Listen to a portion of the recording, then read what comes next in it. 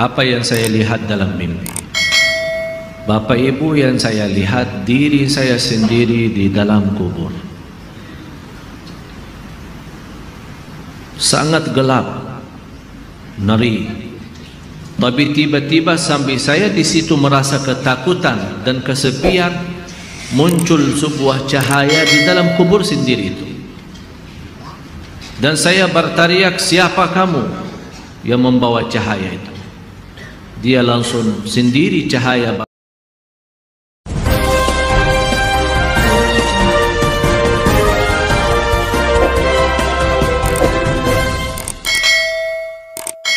Saya semalam menerima kiriman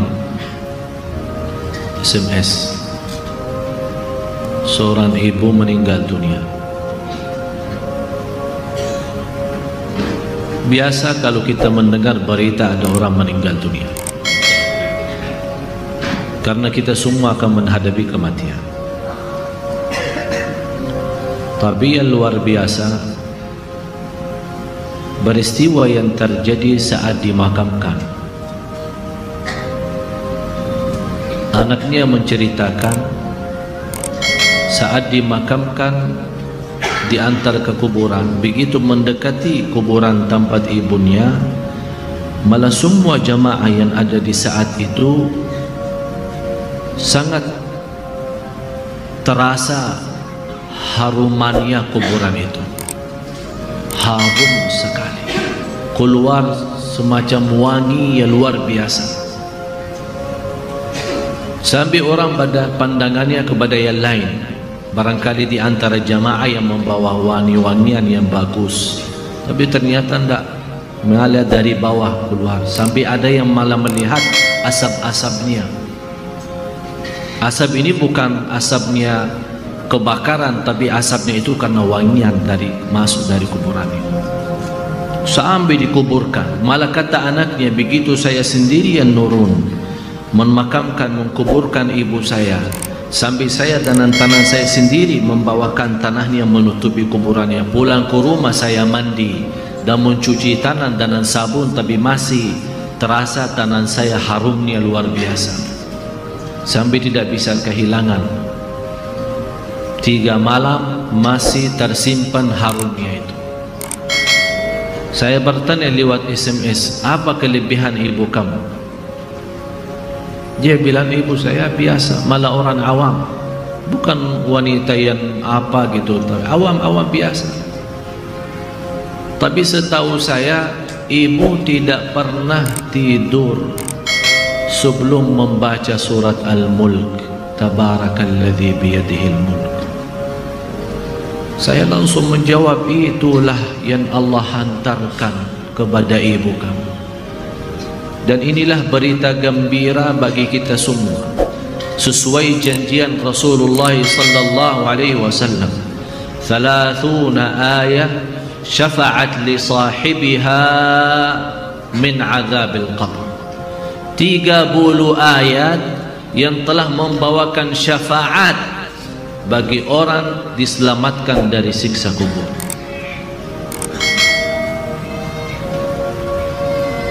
Dari situ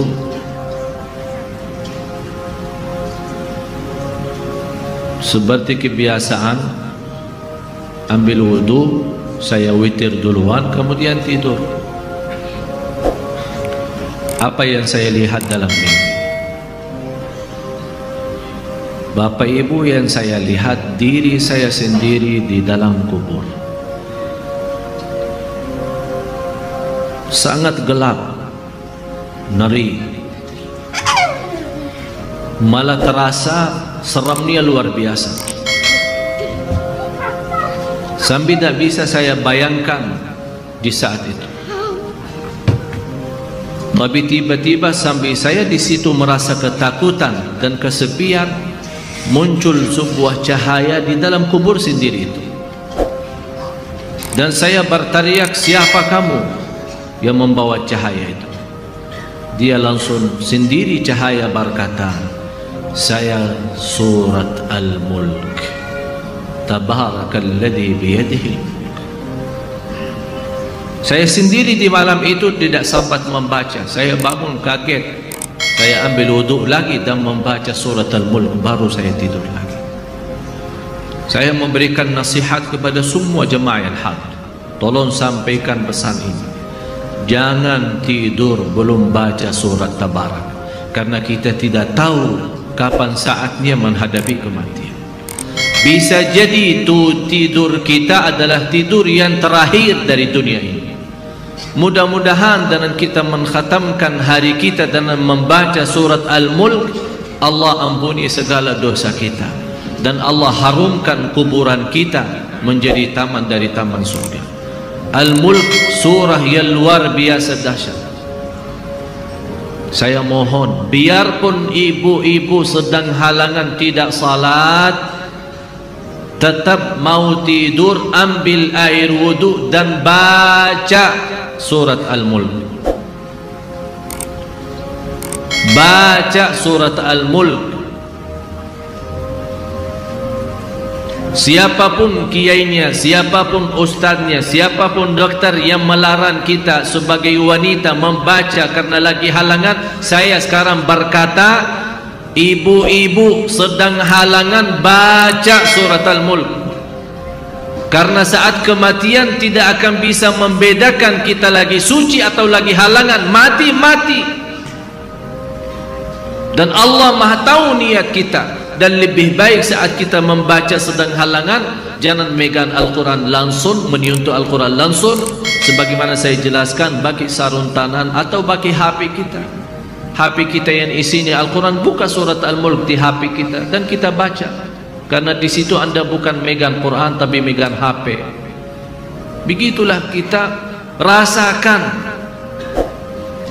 Kalau ya Allah, seandainya Engkau mencabut nyawa saya di malam ini, saya sedang halangan, tapi ya Allah saya membaca surat Al-Mulk, niatkan diselamatkan ya Allah dari siksa kubur. Dan harus kita yakini, kita di umur kita di dunia kubur jauh lebih panjang daripada umur kita di dunia, bisa malah ratusan tahun. Ada di yang sudah di alam kubur 1000 tahun, ada yang lebih, kira-kira bisa terbayang 1000 tahun. Apalagi umat yang terdahulu. Oleh karena itu jamaah sekalian, waspadalah, berhati-hatilah. Marilah kita sama-sama menjaga kebaikan itu. Karena sungguh inna rahmatallahi qaribun minal muhsinin. Sungguh rahmat Allah sangat dekat bagi orang yang berbuat baik. Sangat jarak kita menuju ke akhirat sangat dekat, sangat dekat. Malah jauh lebih dekat daripada rencana kita besok. Jarak kita ke akhirat, jarak kita masuk kubur jauh lebih dekat daripada rencana kita besok. Malah kematian itu jauh lebih mendadak dan lebih cepat daripada kita mengambil suapan makanan. Belum kita sampai menantarkan, membawakan suap makanan sampai ke mulut kita, sudah dicabut nyawa kita. Jauh lebih cepat itu. Oleh karena itu marilah kita sama-sama semua kita punya salah, punya kekurangan. Apa yang kita senang melihat nanti di hari kiamat, jangan perbuat. Apa yang kita ingin ketemu nanti di hari kiamat, silahkan. Apa yang kita takut dan malu dilihatkan oleh Allah nanti di hari kiamat, jangan berbuat. Dan apapun yang kita tulis, senang kita ditunjukkan oleh Allah, silahkan tuliskan. Kalau kita malu dilihat nanti oleh umat manusia dan dilihat oleh para malaikat yang menjadi saksi, jangan tulis macam-macam. Apalagi sekarang terlalu gampang dosa tulisan itu, gampang sekali. Dan HP yang sekarang ada, malah sudah kita megang menjadi tasbih kita, mengganti tasbih. HP, BlackBerry, WhatsApp, SMS, lain-lain. Saya setiap hari hampir terima 100 SMS. ada yang bertanya, ada yang macam-macam.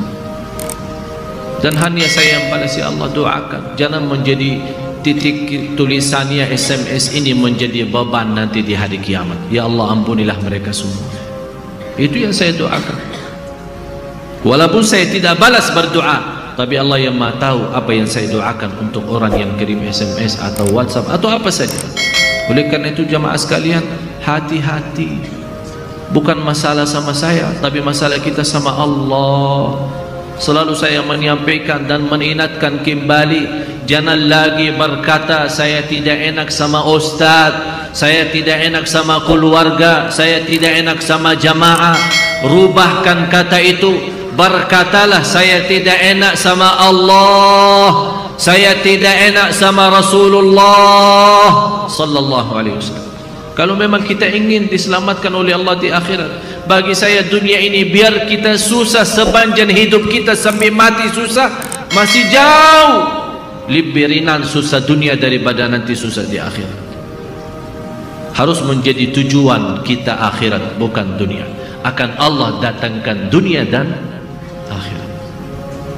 Ya ayyuhalladzina amanu taqullaha wal tanzur nafsun ma qaddamat lighad wattaqullaha innallaha khabirum bima ta'malun. Orang beriman, bertakwalah kepada Allah dan lihat masing-masing apa yang kita bawa nanti untuk hari esok, hari kiamat. Bertakwalah kepada Allah dan jangan-jangan wala takunu kalladzina nasullah, jangan-jangan menjadi orang yang melupakan Allah, akan Allah lupakan kita.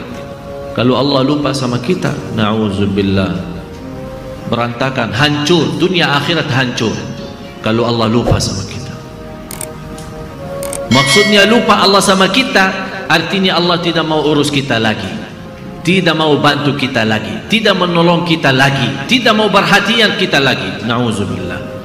Kalau Allah tidak memperhatikan kita, siapa lagi yang memperhatikan kita? Kita semua tidak punya Allah yang maha adil selain Allah, tidak punya Tuhan yang maha kasih sayang selain Allah, tidak punya Tuhan yang maha mengampun selain Allah. Biarpun dosa kita sepenuh bumi, tapi kita datang kepada Allah dengan ikhlas dan yakin diampuni dosa kita, dan kita berbuat kebaikan semampu kita, akan Allah ampuni dosa kita semua, biarpun dosa itu sepenuh bumi. Begitulah indahnya kasih sayangnya Allah. Mudah-mudahan semua yang hadir Allah bukakan hatinya, diberikan petunjuk kepada jalan yang benar, disucikan lahir batin, dikuatkan lahir batin agar senantiasa setiap hari meningkat iman, meningkatkan takwa, menjadi orang yang berilmu dan beramal salih, agar senantiasa setiap saat, setiap waktu kita mendapatkan karunia rahmat Allah, karena sungguh rahmat Allah sangat dekat bagi orang-orang yang berbuat baik. Al-Fatihah.